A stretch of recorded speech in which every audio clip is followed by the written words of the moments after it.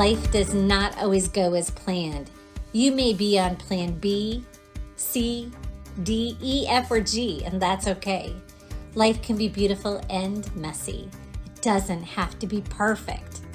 After crying on my kitchen floor for nearly 2 years when my first husband left, I found my plan B and a depth of resilience I didn't even know I had.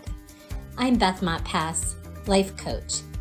Have you ever needed to really reinvent yourself?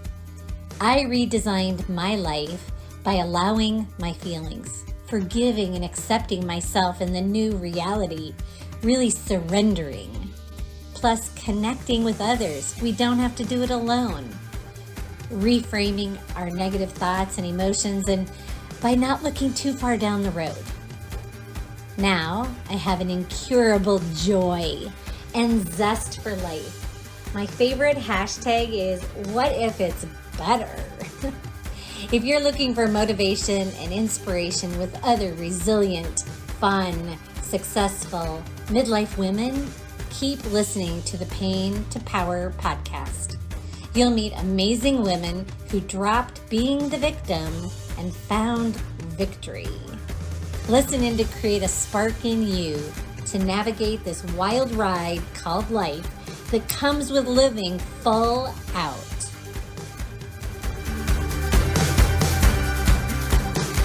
Good morning. Hello, Pain to Power podcast, and hello, Janette Van Leer. Hello. I'm so glad to bring you this guest today.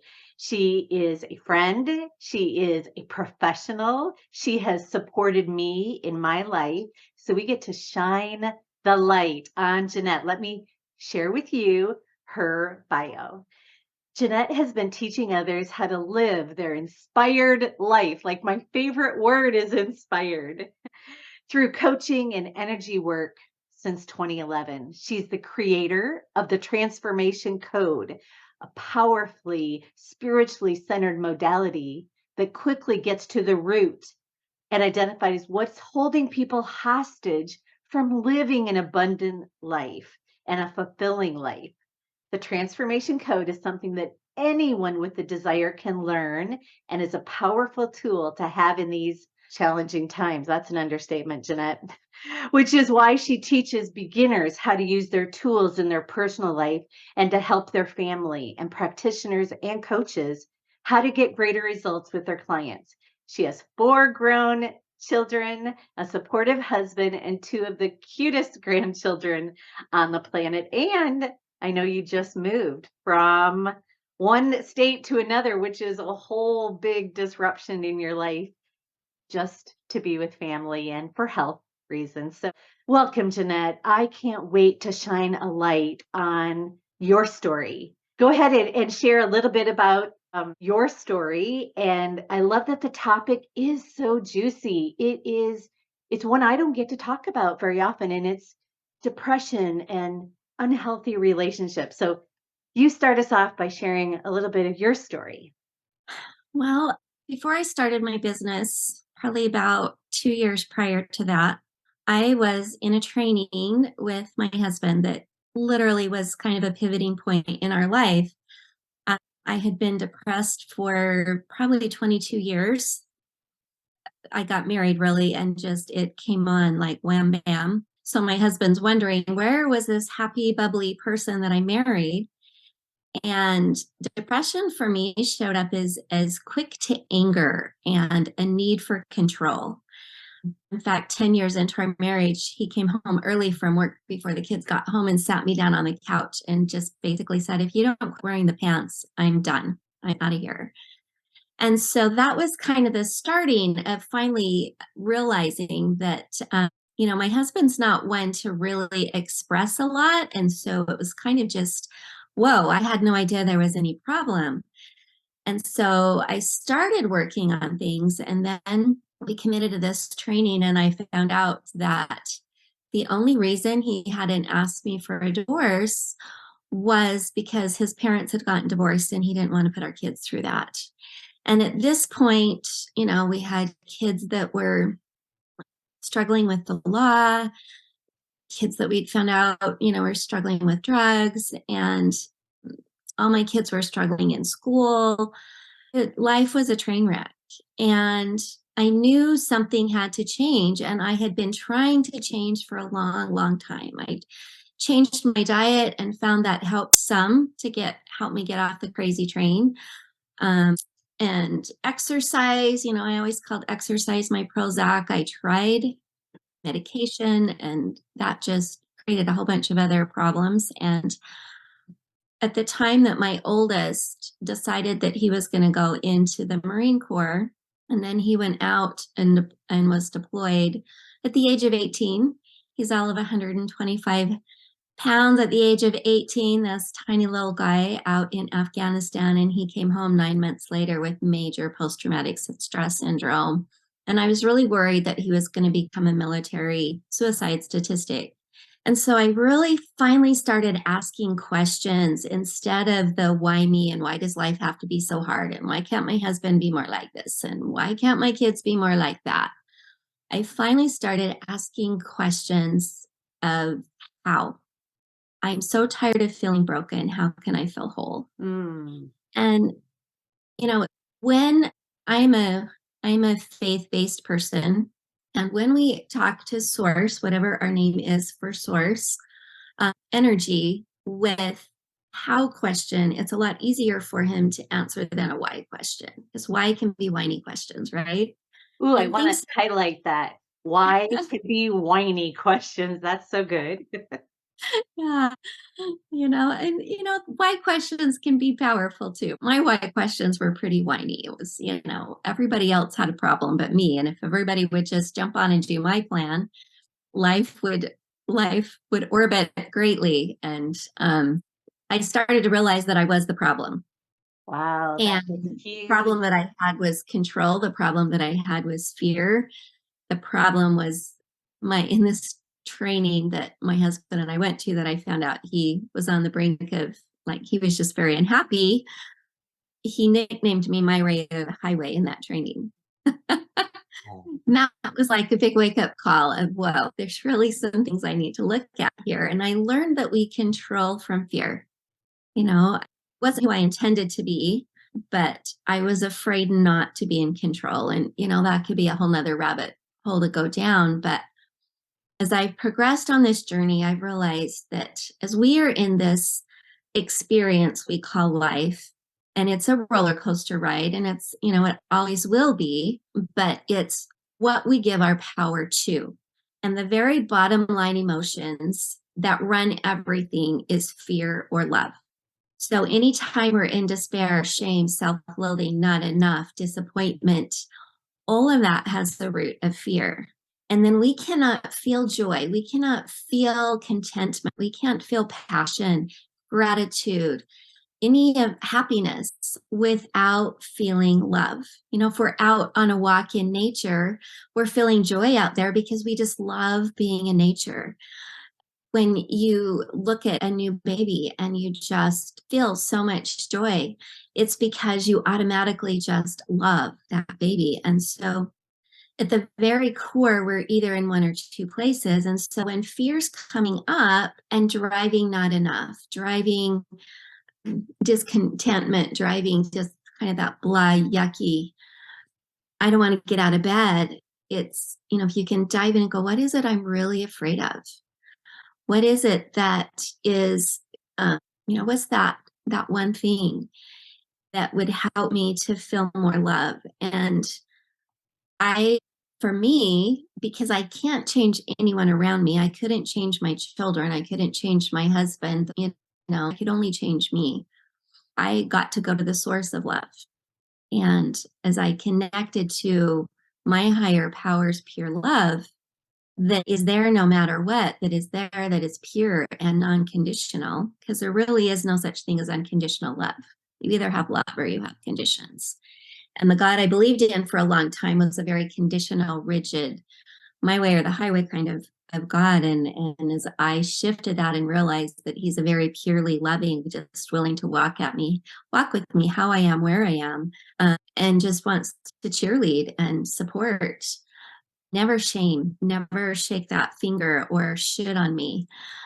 It really changed so much.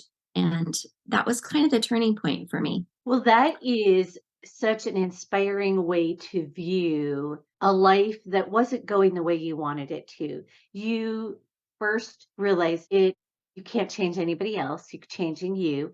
You also Mhm. changed your question, not a why, but a how. I feel like that's such elevated thinking for someone who's in the depths of pain and hurt and feeling like she's unsupported. So listeners, we're giving you some of the keys, right? Like you get to just grab onto these and maybe use them as journal points.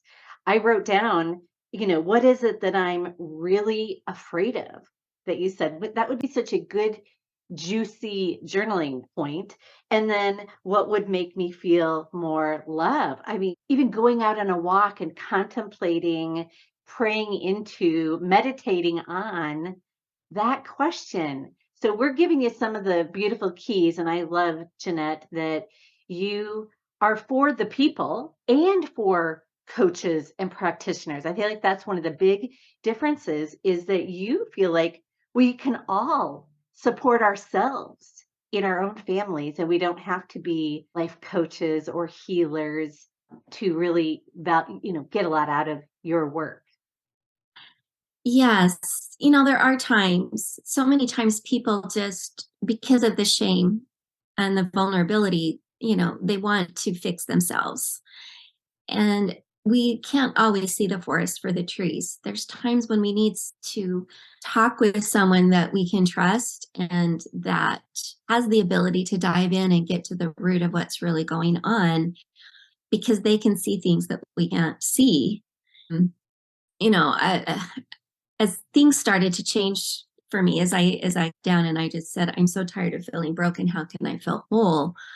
One of the things that showed up within, I want to say the next day, it was back before Facebook. So in my email was a quote by Mother Teresa that said, when you're in judgment of others, there's no room to love them.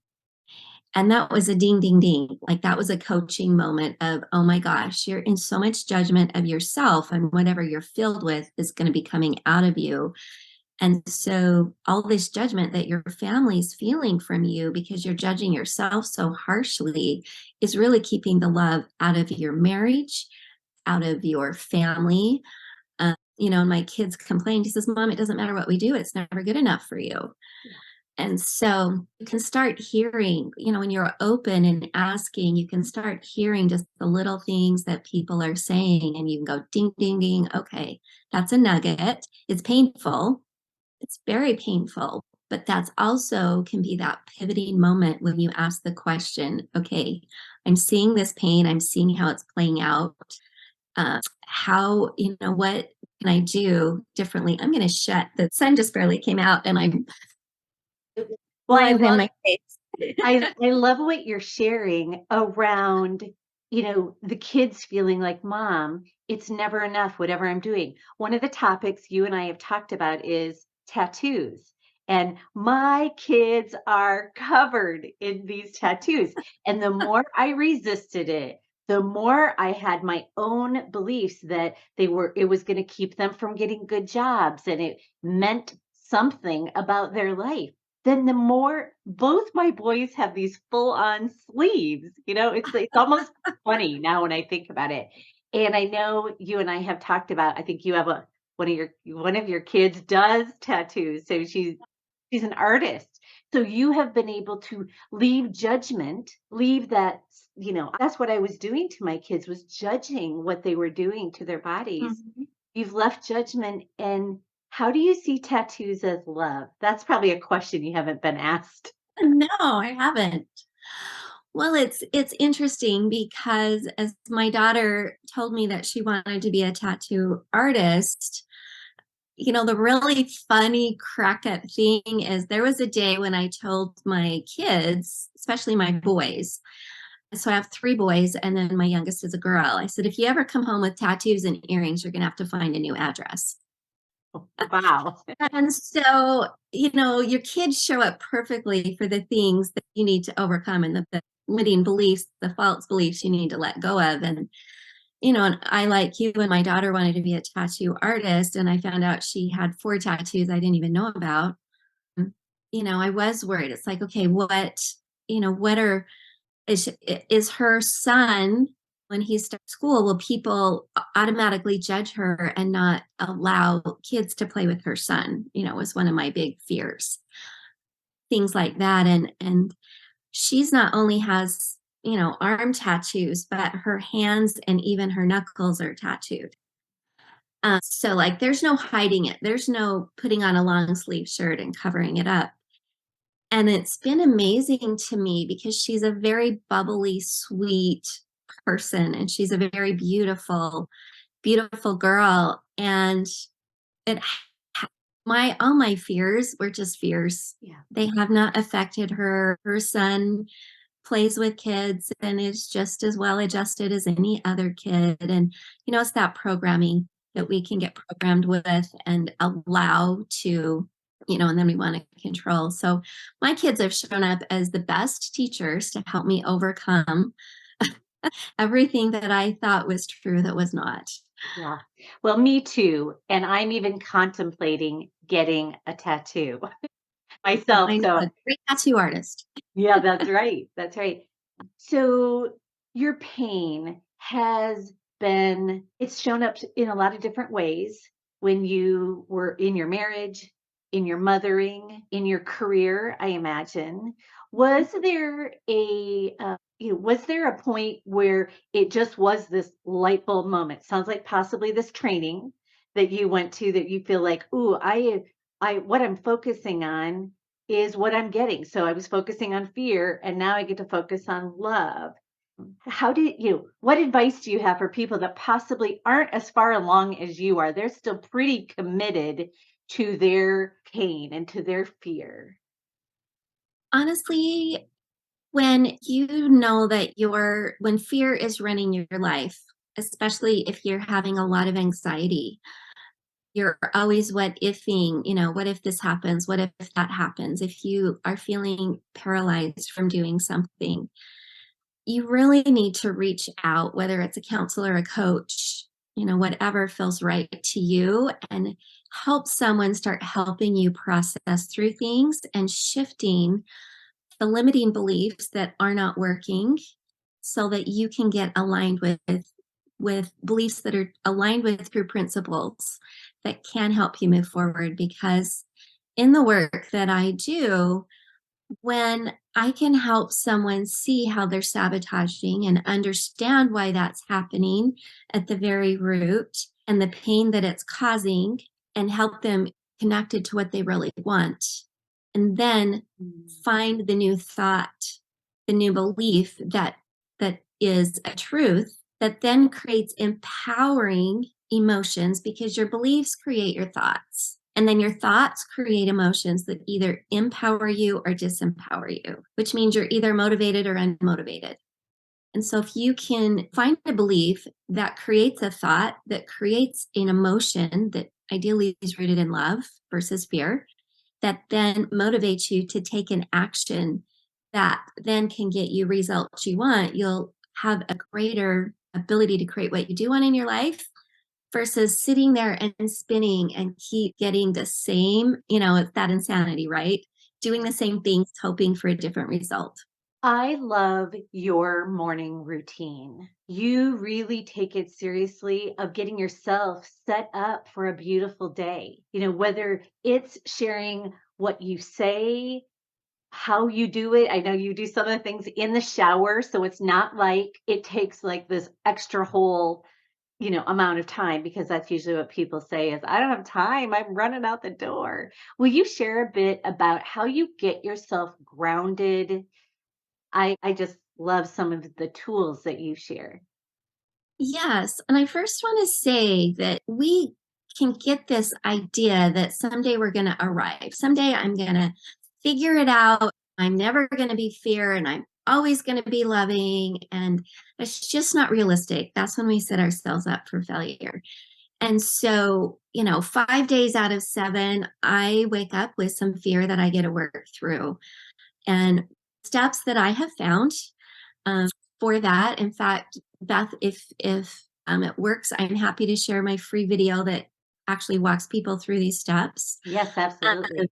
is first of all, is kind of go, okay, I'm feeling not enough. I'm feeling fear. I'm feeling not appreciated. It's just kind of identifying those feelings and why you're feeling that way and giving yourself grace for being there. And then I have a knowing that I believe in an adversary comes in and attaches to those and just blows them up because he wants our power. So as you see all through the New Testament, the casting out, I cast those out. And then whenever we're in fear or not enough, our bodies and spirits kind of disconnect a little bit. And that's when you're not feeling connected. You're like, where did I go? Where am I? And that's what depression does. You're just not connected. And so I found if you cha 10 times, because you can't, if you really say that powerfully, you use every single muscle in your tummy, which is your sacral chakra, which is your power center, which also connects you to your spirit, which connects you to your truth. And so when you get your body and your spirit more connected, if not fully connected, then it puts you into a place where you can start doing love. And my 4-step process. Would you like me to do the I am love? Great. So last, and this is so powerful, and Beth and I will just do this together. So I just invite people to visualize this bright white pillar of light coming from source, whatever source is for you.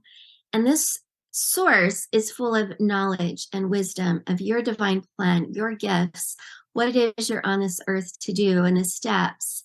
Because we're never going to get all, like here's step 1 to 7. You just get one step at a time, I've learned. And when I take that step with faith, then I get the next one.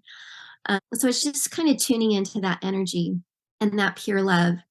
And then I raise my arms to the heavens and just proclaim 3 times, I am love, because source is the great I am, and love is the core of who the I am is. So I am love 3 times.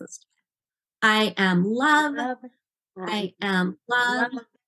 I am love. And then I just visualize that I'm grabbing all that light and that love and that truth and just bringing it right into my heart and proclaiming the truth of who I am, which is also love, and saying, I'm love 3 times. I'm love. I'm love. I'm love. And then wrap your arms around yourself and think of everyone that loves you, a spouse, your children, siblings, parents, friends, and even your angels, anyone that has passed on, that love you, and say, I'm loved 3 times. I'm loved. I'm loved. I'm loved. Then open your arms wide with the intention you're just going to take this state of being, because love is more of a state of being than an emotion, into your day and say, I'm loving. I'm loving. I'm loving. I'm loving. And a fun fact is most of us are empaths. And which means that, when you walk into a room, you can automatically tell whether there's joy in that room or fear in that room or anger in that room. You just kind of know. And being an empath, if you're not careful, then you suck that energy in. But when you are radiating love out, you can actually be empathetic with people without taking on and sucking in their stuff. It's when your vibration, when you feel like, well, I got to come down and meet them where they're at, kind of crawl in the quicksand with them, so to speak, then we take on all of their stuff. But we know you can never get out of the quicksand by yourself. You've got to have someone on the bank with a rope or a branch to pull you out. And so as we make the decision, stay on the bank, and when someone's asking the questions, they're ready for the answers, and then we can throw them that branch and that rope. Otherwise, we can just support them and loving them where they're at and work on not being frustrated with the choices that they're making. And that's as an empath, when we can just be there in love. You can call that being Christ-like. We're not judging them, but we don't have to crawl in where they're at, because when we're at a lower vibration, our energy is very magnetic. And if someone's, in fear, you can talk to them about fear of inflation or whatever. And all of a sudden, then you're just right there at their level of anxiety with that. Or you can, let them be in fear and honor that they're in fear, and you don't have to change their opinion if they're not ready to change it. But you can choose, you know what? I know that's not going to serve me. I'm going to stay over here and know that I can be inspired how to walk through this challenge step by step, and be guided in how to deal with this so that, I can make good decisions through a challenging time. Yeah, those are beautiful things. The quicksand example has helped me so much.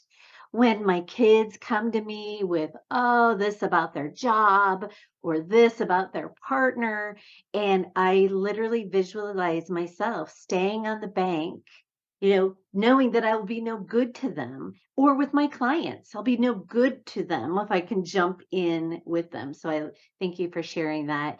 And the four easy, it's easy to do, it's easy not to do, the connecting in to this higher power of ourselves too. I'll put that in the show notes because I think it's simple, and yet some reason we just say we don't have time to do any of those things.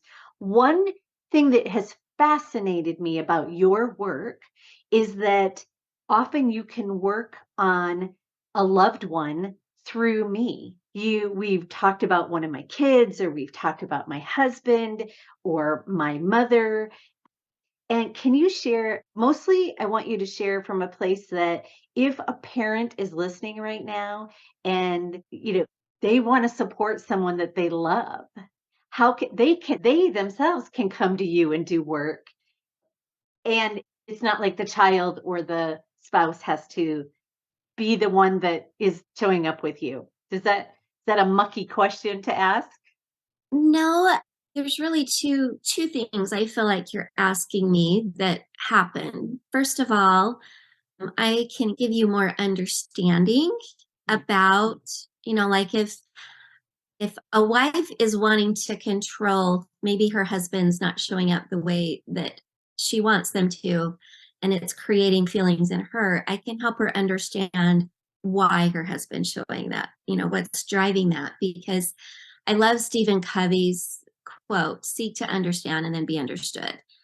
So, first of all, just understanding why they're doing what they're doing can help you meet them where they're at. Secondly, especially generationally, we can, through energy work, just clear stuff generationally. Sunday, I was dealing with some of my own things, and four generational beliefs came up that was from my grandpa. My grandpa was a very controlling, narcissistic, holier than thou, righteous, self righteous type person. And I was able to dive in and release some of those things. I'm trying to think of something specific. It's not coming right now, but you know, anybody who's ready, it's based on agency. But ask that his whole posterity, and he had 14 children. And so, asking his whole posterity to release those generational things if they're ready, like you can talk spirit to spirit. And so, as you and I have worked together on one of your children, it's spirit to spirit. And you might not see results right away or ever. It might just be that you get more understanding about that child, or actually had instances with my own children where I've seen change. But the key is, the biggest thing I found is that as I change, then things change. As I'm willing to look at how I'm contributing to the issue of why they're not feeling safe, or why they're showing up, or why we're butting heads, that also is key in creating a safety in that relationship. And then you can bond, and then they become more open to the work. And it's a beautiful thing. Thank you. My last question for you, aside, please share how people can connect in with you and follow your work. Uh, We've done such a good job today, I think, of highlighting the pain and what it looks like, and even how, and giving some tools. But I would love to give you the final word to share what this work has meant to you, like what your life is now. You use the words beautiful and beauty, and I see that, but I want the listeners to experience that from you. Bring emotion. So my second son, who we butted heads the most, he's always marched to the beat of his own drum, and we just butt heads from the time he's little till he left home, and now he's in his 30s and he's actually visiting right now. And we went on a walk a couple of days ago and just talking about things, and he made the comment of, "I love coming home," and because we didn't expect this much emotion, Beth. So sorry, but not sorry. Beautiful. But, he says we finally learned how to be a family. And it was just a huge payoff moment for me. Yes, that is priceless, just priceless. Mm. Thank you, Jeanette, for sharing that warm moment. And I think as moms, that's what we desire is our kids and our friends to feel like coming home is what they want to do. Share how people can connect with you because you are a beautiful soul and a light to this world. And I'm so grateful that I've gotten trained by you. I use some of these modalities in my work, and I am grateful to you. So, how do people connect in with you? So the easiest way to connect is just go to transformationenergywork.com, and you will either see a button if you just kind of want to start dipping your toe in the water. There's a button called your 10 most limiting beliefs and how to reframe them. It's a freemium, and it will put you on my email list, and you can just kind of dip your toe in the water there. Or if you really just want to have some one-on-one, you can hit the scheduling button and get a breakthrough session for half price, which is $75. And through there, we'll just dive in and we'll identify what your limiting beliefs are, what might be holding you back, and help you shift them. And my guarantee is that if you don't feel lighter and better and have more clarity than when we started, your session's free. Run to the button, people. It is magic. And Jeanette, thank you for being my friend, being my teacher, being a light in the world. And to everyone listening, thank you for tuning in for another Pain to Power podcast. Bye, everybody. So grateful you tuned in to another episode of Pain to Power podcast. Each month, I'm committed to bringing you juicy, raw, real life stories and shine a light on the women whose lives are often very messy, and yet they dropped being a victim to their life circumstances and stood in victory in their thoughts and emotions. I love to inspire and motivate women to love their life.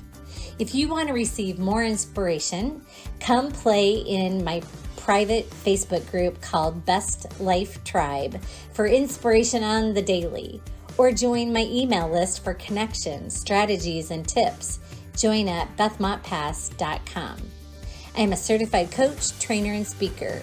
I lead inspiring private and small group workshops, resulting in authentic coaching in a vibrant community. I host personal and group retreats as well as virtual gatherings designed to ignite your life and get you back to loving your life. Let's get social. Connect with me on Facebook at Bethmontpass Coach, or Instagram at Bethmontpass, or on LinkedIn at Bethmontpass.